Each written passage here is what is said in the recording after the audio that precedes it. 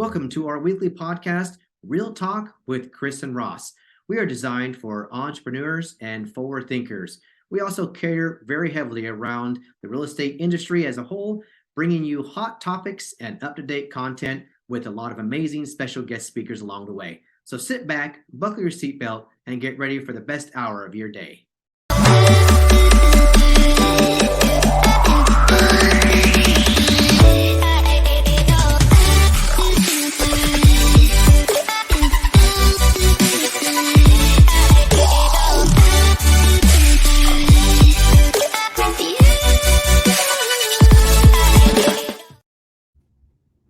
Happy Wednesday, everybody out there in the listening podcast world. We are excited. Welcome to a Real Talk with Chris and Ross. Again, always with my hostess with the mostest, Ross in the third, all the way out in Michigan. What's up, brother? What's happening, man? How we doing today?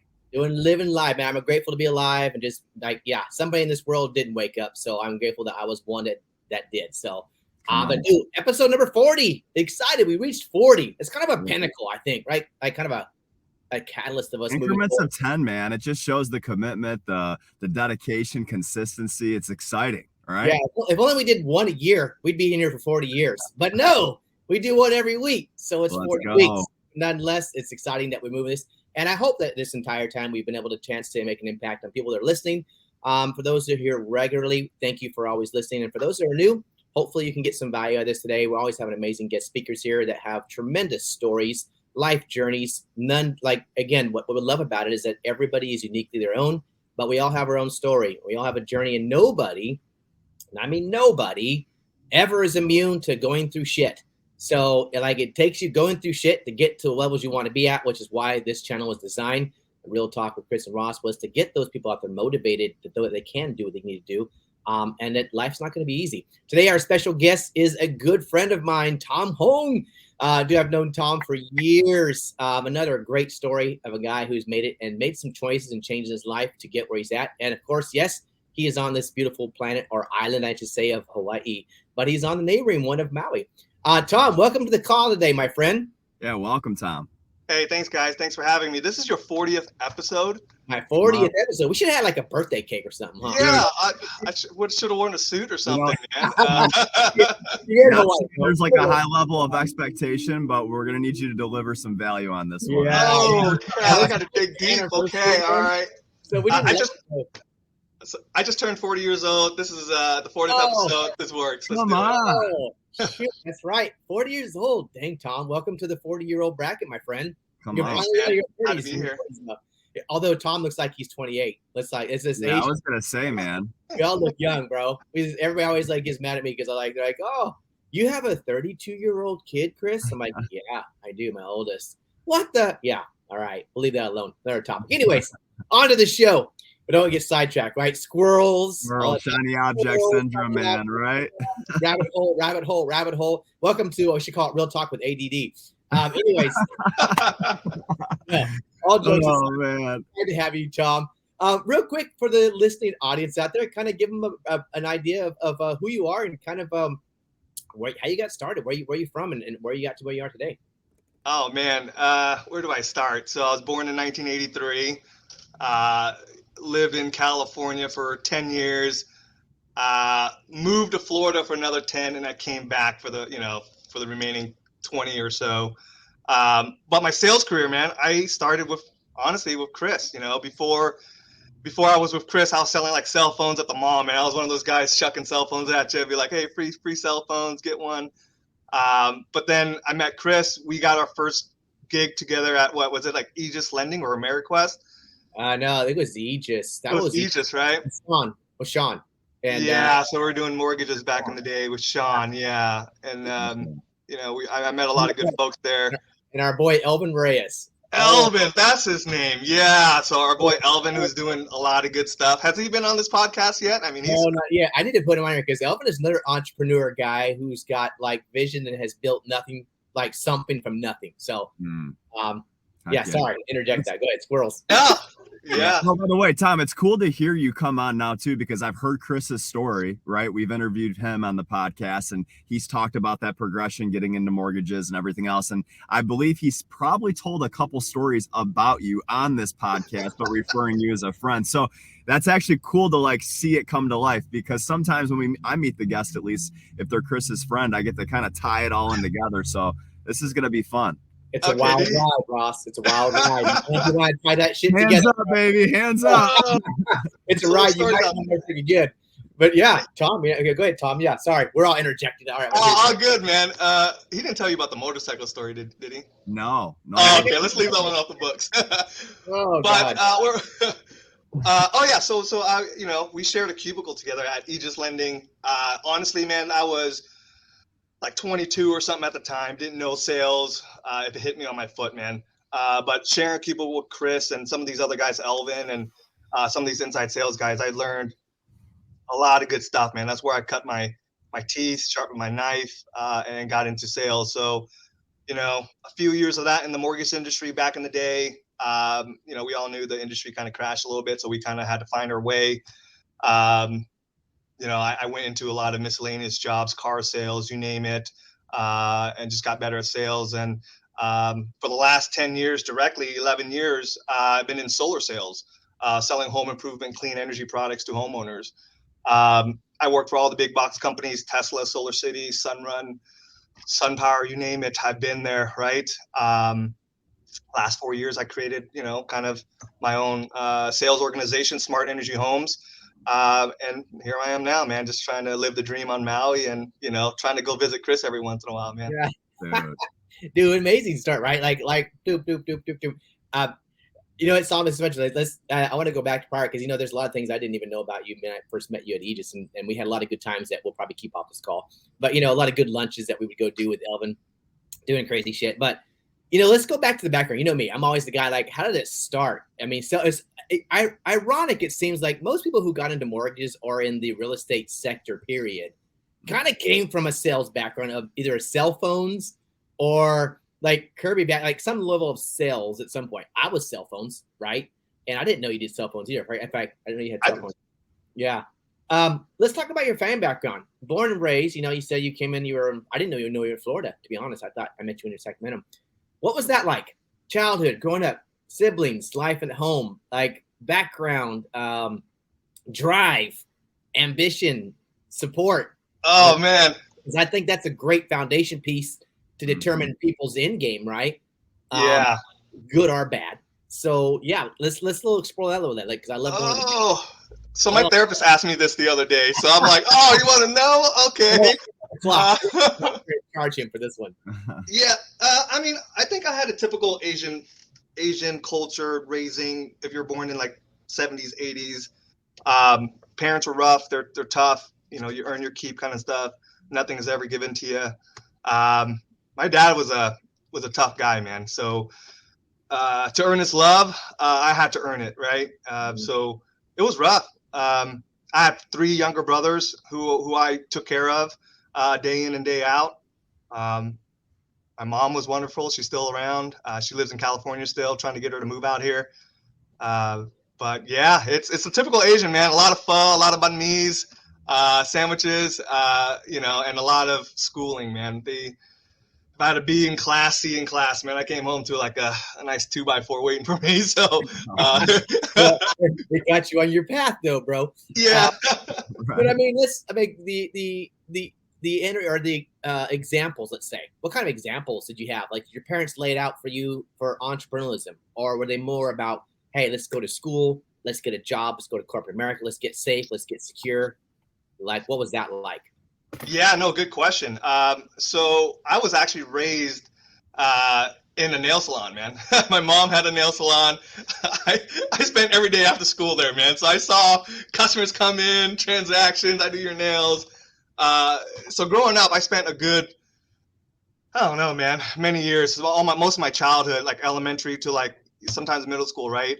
Being there and just seeing it.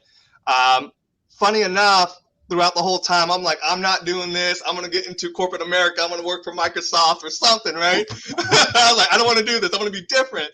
Yeah. Sure enough, back into business I go. So what you're saying is you can do a full set of pedicure and manicures. What you're saying? yeah, not really. I could run the cash register, right? But yeah. That's awesome. Yeah. Now, do you think that played a role? So like when I hear your story, so you're the oldest of 4 then, right? Yeah. And your parents, obviously your mom, you said had a business, and you're seeing that hard work ethic. And you made a joke that, man, you probably looked at an easier option of going to school and getting everything else. Did that deter you at all going into business? I know you said you were into mortgages and everything else. Like at some point where you're like, man, like I'm putting just as much effort in as watching my mom do and everything else. Did that have any like play on your success and your mindset? I think it did. I mean, at the time, obviously I didn't know what's what, right? So, but now looking back at it, yeah, man, those years there, seeing what they did and the grind that they did, definitely affected the way my mentality is now. You know, the business I have now is going on 4 years. Those 4 years are tough, and it's still tough, you know? So, you know, honestly, if I didn't have that, man, I don't know if I'd still be doing this. I might be just trying to get a cush job and get paid $80,000 a year salary and just do that for the rest of my life. You know, nothing wrong with that. That's a great gig for a lot of people.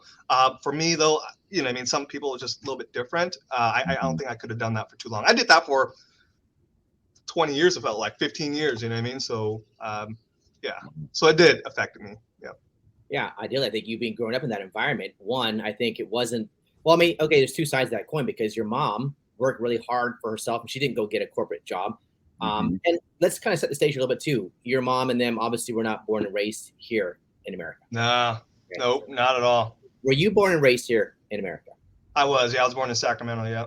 Okay. So so at that point though, your parents come from a different grind, from a different culture. So that integrates into why sometimes we see people kind of thrive, right? Because they see the American dream, the opportunity, because they come from nothing and they have so much opportunity here. We call it, right, the land of opportunity. And so there's so much to be done and to have. You come over here, born and raised, you see it differently. You see your mom and dad struggling and running hard. And this is where I want everybody that's out there listening, is that everybody that has this constant excuse about things aren't perfect, things don't work out, I can't do this, my environment was that.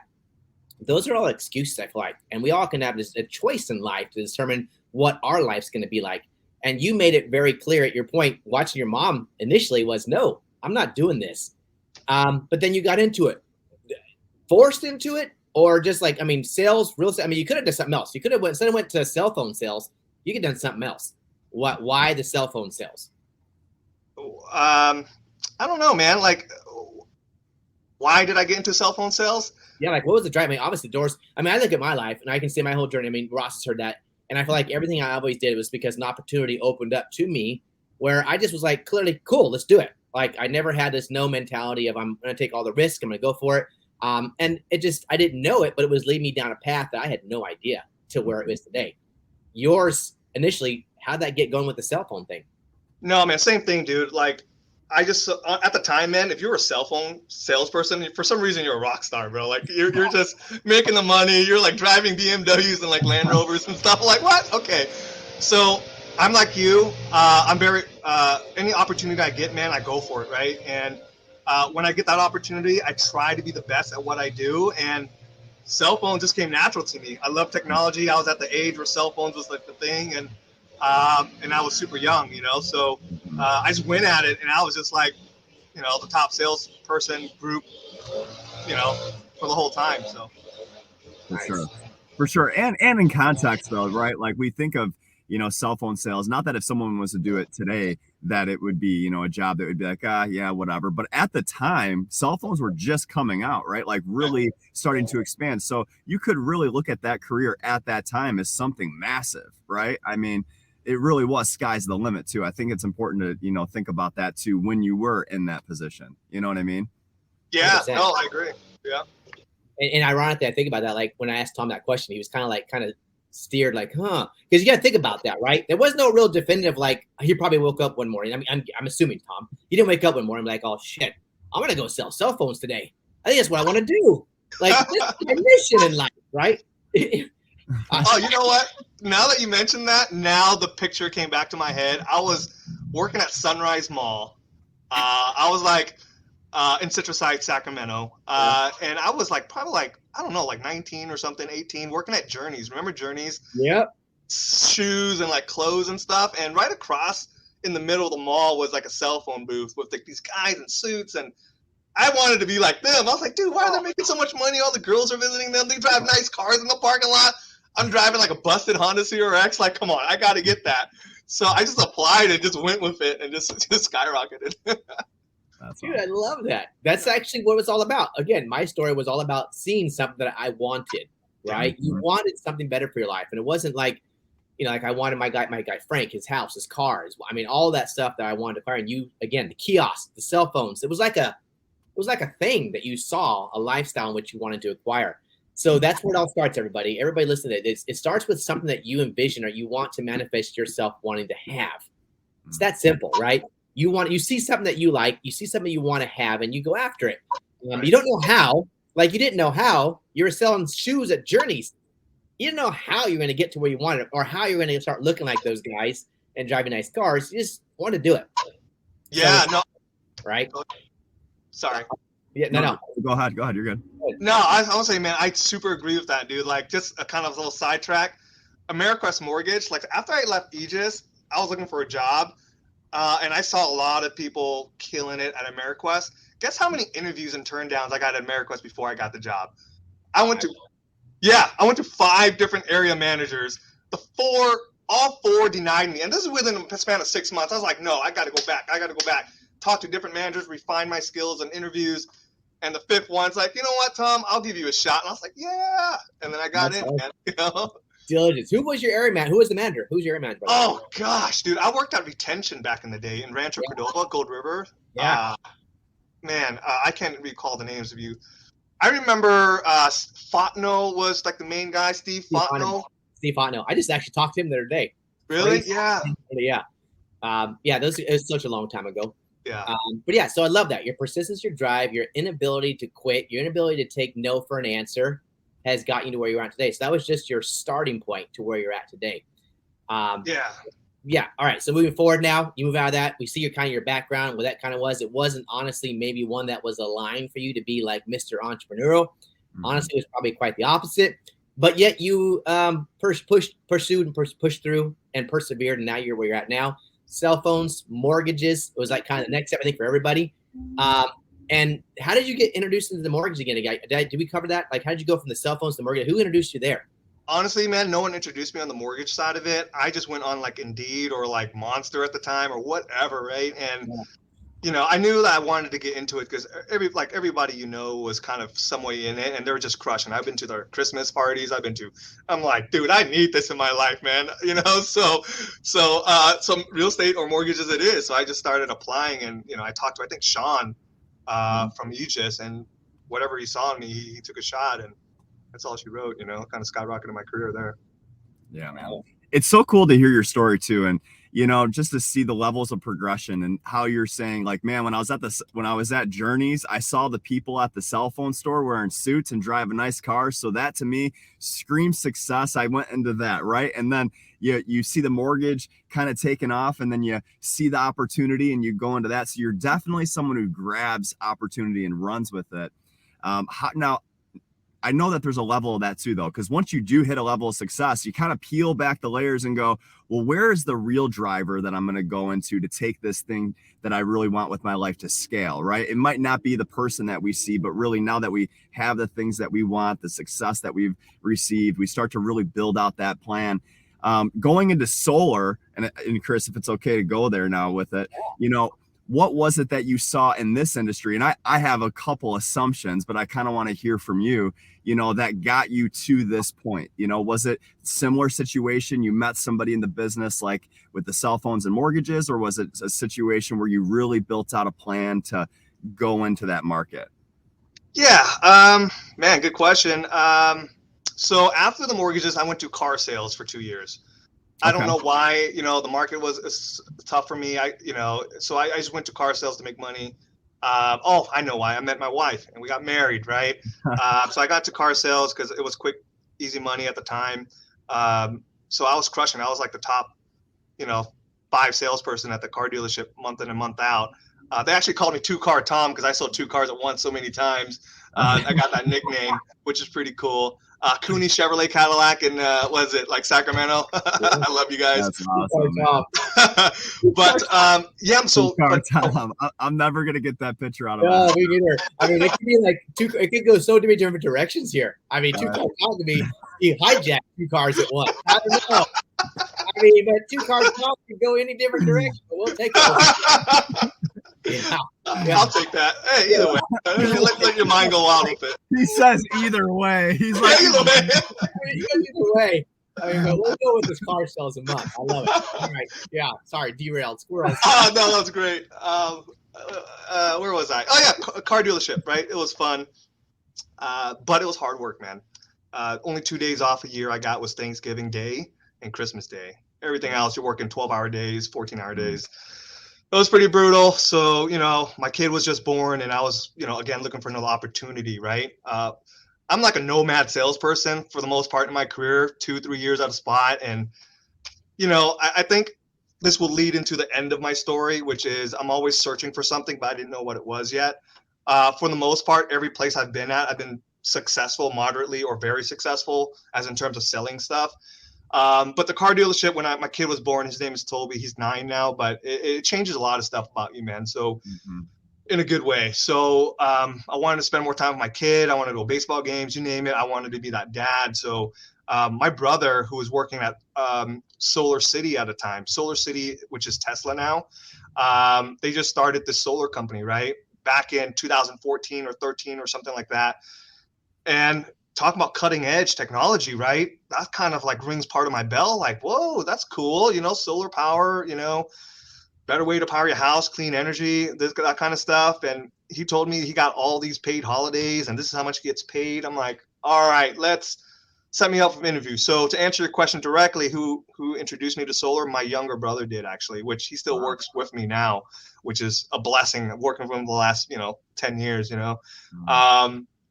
But yeah, so I got into solar at Solar City, man. So he introduced me to it and I got back, Solar City was very corporate-y, you know what I mean? So I felt safe and secure because of my kid. I got insurance, I got this, a steady paycheck, which I liked. They fed me thousands of leads a month, you know what I mean? So it was a safe thing for me to do,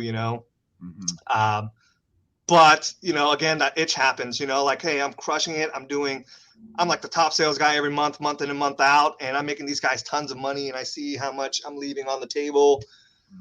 And then my mom, Jean, right, the nail salon Jean, kind of crept up in me. I was like, all right, you know what? I feel like I could do this business myself, and that's what I did, man. I just went for it and, learn on the way kind of stuff because, it's running a business is tough, man. Running a business with salespeople, like 10 salespeople, 12 salespeople, is even tougher. Oh, yeah, but man. yeah, so that's what got me into it, man. It's my brother got me into solar, and I was just good at it, and I felt good about the product I'm selling. It wasn't a car or anything like that, solar helps people, helps the environment, helps you name it. It's just all beneficial. So I felt good about my sale. So I stuck with it, and owning my own business was the best thing that ever happened to me, man. So that's awesome, man. I love to hear that too. To hear that you're like, you know what, my mom, her effect on me crept in and I saw the opportunity and you had to build it out, right? That's so cool. And the fact that you can see that and give credit to mom's huge. Yeah. Now, what I love hearing people's stories to success, but I also like to dive in a little bit deeper. And I asked this common question, and you talked about when you went from cell phones to mortgages, how you had to sharpen your skills. You had to get better at sales and everything else. For that entrepreneur that's listening right now, whether they are in car sales, they want to go to mortgages, or they're in mortgages and now they want to go to solar, what would you say would be something that they should focus on rather than trying to, because so often at times we just try to learn it all at once. And, I want to learn how to do the business, get the clients, prospect, understand the scripts, understand my KPIs. Then I want to build it all, and they want to do it all at once. Right. And they want to try to just take off, but that's not always necessarily the keys to success. So what were the skills that you were strengthening during this time that you really feel has got you to the place to where you can run a team, like you're saying? And what's something that an entrepreneur should be focused on in that sales role? Man, there's never just one thing, right? Never just one thing or two things. It's like pages of things that you need to have. But honestly, the thing that I would probably say the most is maybe tenacity or thick-skinned, don't give up kind of mentality.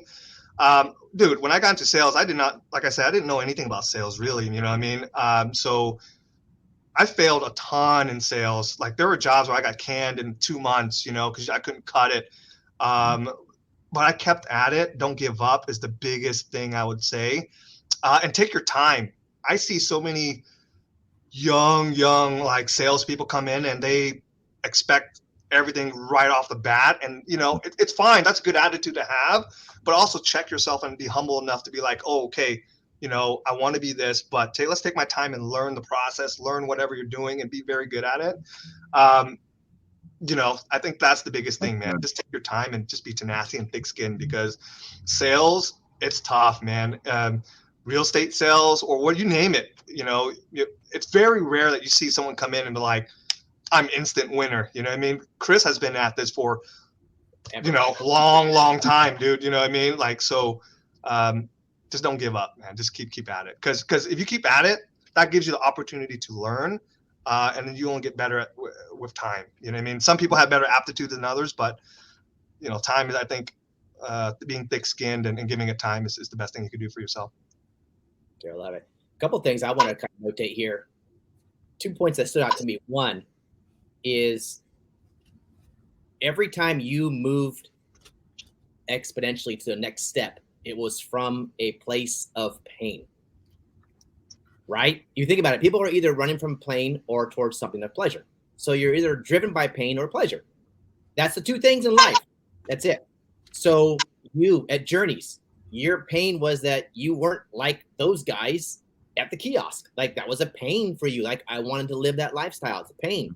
And obviously that was more of a pleasure to live and look and be like them. Moving from there into the mortgages. One of the things that ever caught my eye, you said that you went to the, when you got married, had a kid, you went to Solar City. There was a level of security there and a comfort. Like you said, it was a guaranteed paycheck. So there was a level of security there. Right. But you also realize that security and safety and comfortableness only get you so far. But to get to what you really, really wanted in life, you are going to get it at Solar City, you know? And thank goodness that some of what your mom, you know, again, then everything goes back to your product of your environment, your subconscious cavity of, God, I remember going through and seeing my mom.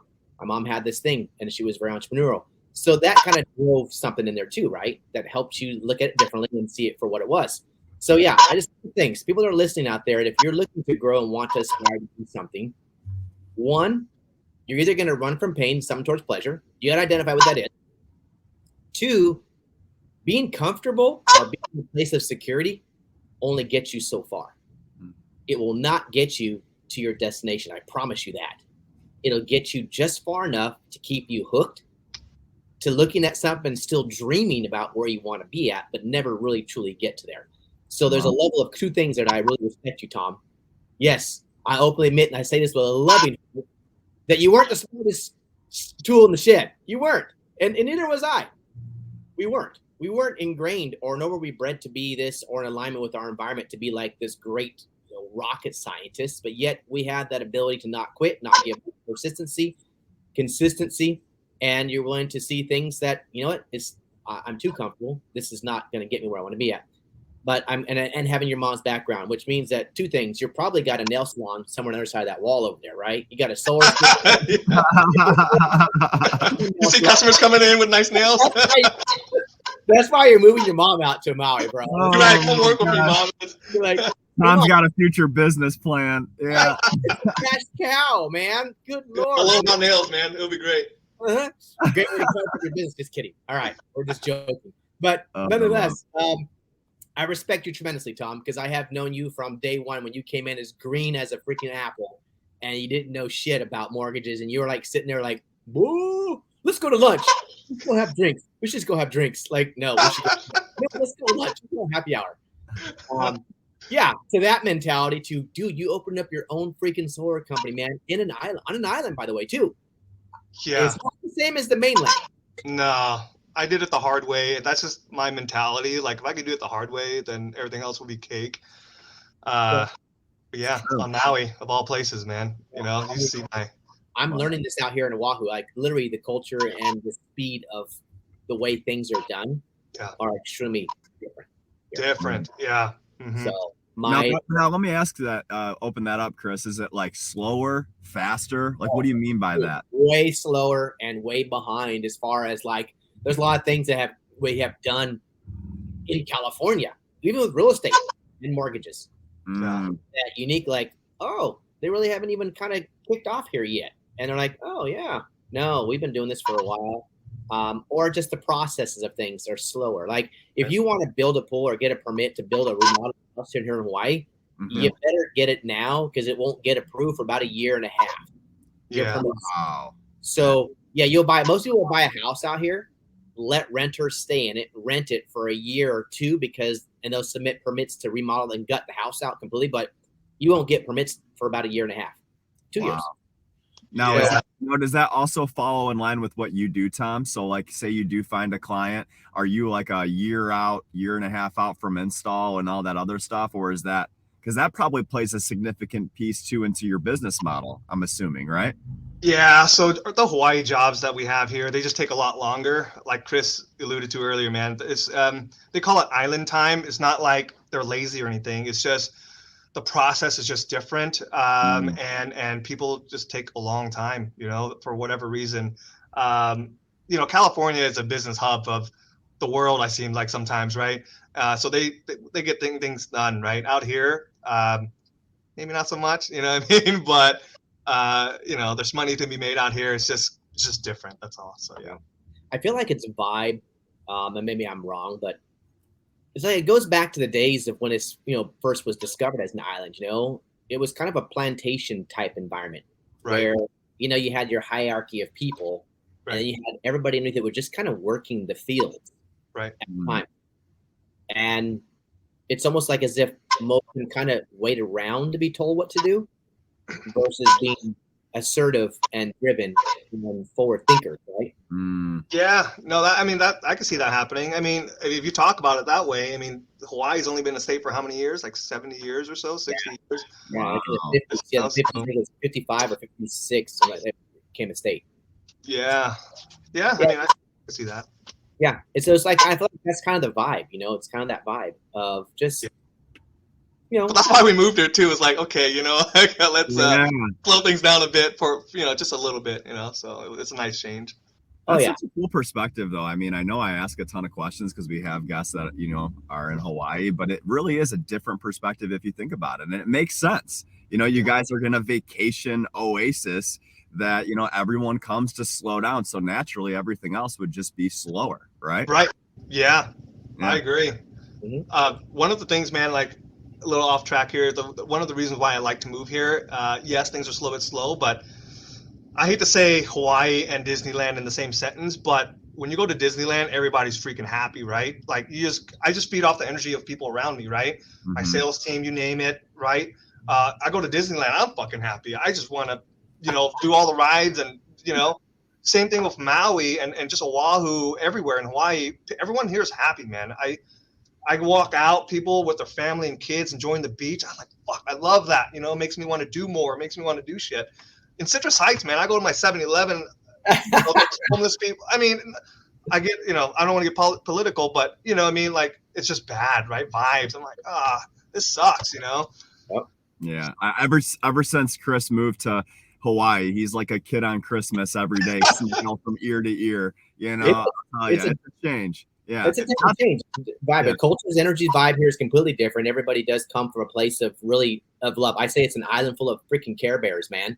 It's a bunch of fucking Care Bears here, and I mean the best of intentions. Like they really are. Everybody truly wants to be a support or an added value to someone's life here. They're not here to take away. It's not a takeaway. What can I give you? Yeah, and that's the crazy part. In California or anywhere in most mainland is mostly like, what can I get? What's in it for me? Yeah. What's in it way? Here it's what can I give you today? What can I do for you today? How can I make your life better? And if it means you coming into my home and you sitting down and eating food out of my refrigerator, cool. And it's so like that. It's ridiculously, it's like I having to really adjust my thinking because I'm like, and I'm a pretty giving guy too. Like I'll give the shirt off my back. I'll give you the last $5 in my pocket. But it's in a whole other level here. So yeah, it's a unique piece that you have to get used to when you're here on vacation. Again, you're right, Tom. Everybody comes here on vacation. You're happy because you're in paradise. You're not working. Yeah. And people that live here every morning and you're in paradise. So you're pretty much happy too. So yeah, it's Disneyland. Except, yeah, it's hard for me to use Disneyland as an analogy because I feel like I'm not a Disneyland kind of guy. Yeah.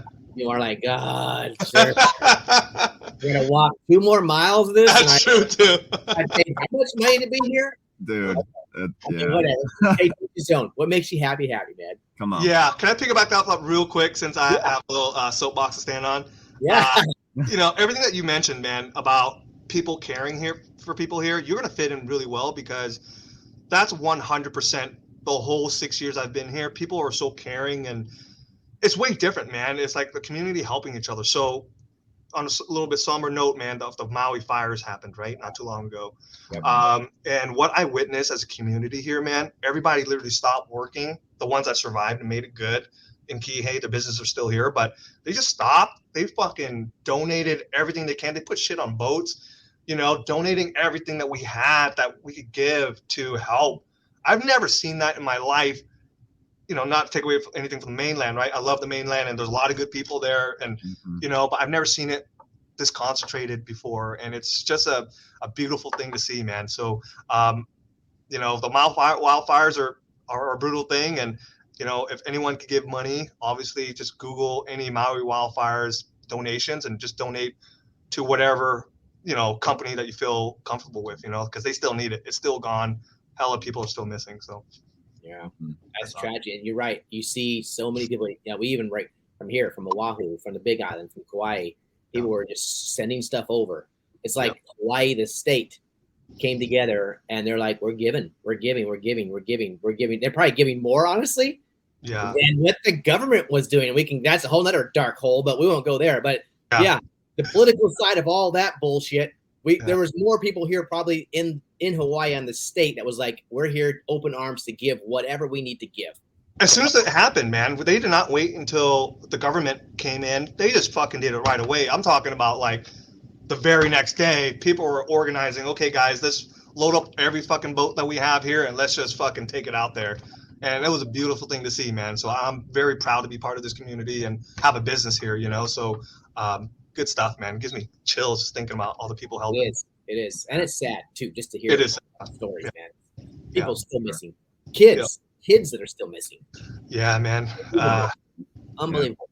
Yeah. Like, so sad. And I don't watch any news. I just don't. So I saw when it happened, right? But to hear your guys' firsthand take of being there and talking about it, I mean, I had no idea that there were even people still missing. Dude. You could feel it all island wide, man. You could see people's faces that aren't even involved. Everybody, including mine. Like we just felt the energy. Like, what happened, dude?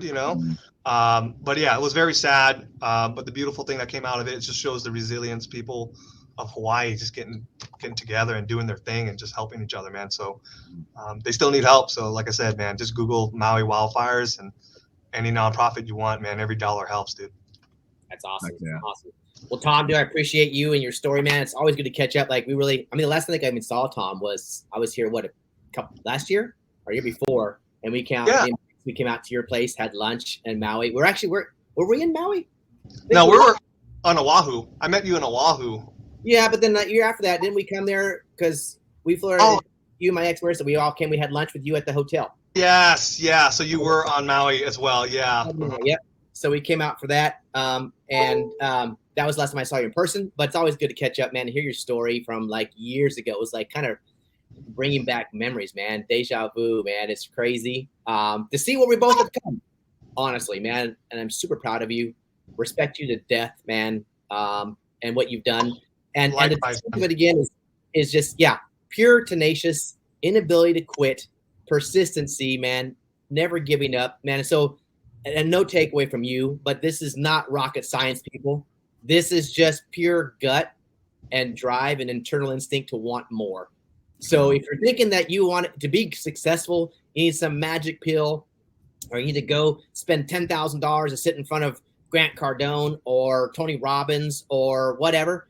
Right. Cool, if that's what you think. But at the end of the day, I promise you, you're going to come back and not implement one thing. It's got to be internally in you to want it, in your gut and your heart to want to do this. So come on. Tom, all right. Hey, Chris, send out the offering, because that was one hell of a message, baby. Let's go. Awesome, man. It's it. This is it. Everybody has an ability. I'm reading that book right now, 10x to 2x, and I'm in this chapter now about unique abilities. Every human being on this planet has a unique ability, but very, very few will ever really put it to its highest use. God, we all have. I have one, and I'm not even doing it. I'm probably like 50% in my unique ability space. I need to really step it up, and coming out to Hawaii has actually made me really shine a light on it. Tom, thank you, man. Ross, always as usual every week. Heck yeah. Thank you for those listening. Oh yeah, I was gonna say, Tom, thanks so much for sharing your story. I know a ton of people are getting a value out of this, man. And it was nice meeting you. If I ever make my way out to Hawaii, which I might in December, I'll have to hit you up. All right. Do it, man. I'll take care of you, brother. Yeah. I appreciate Thanks, that. guys. Well, whoever says if you're coming, it's when you're coming. We're coming. You're coming to Hawaii. There is no if. Hey, Hawaii. let's you're go. coming to Hawaii, bro. Let's go. All right. Until next week, everybody have an amazing week. Go out and crush it and live your best life ever. Love you all. Thanks for coming in.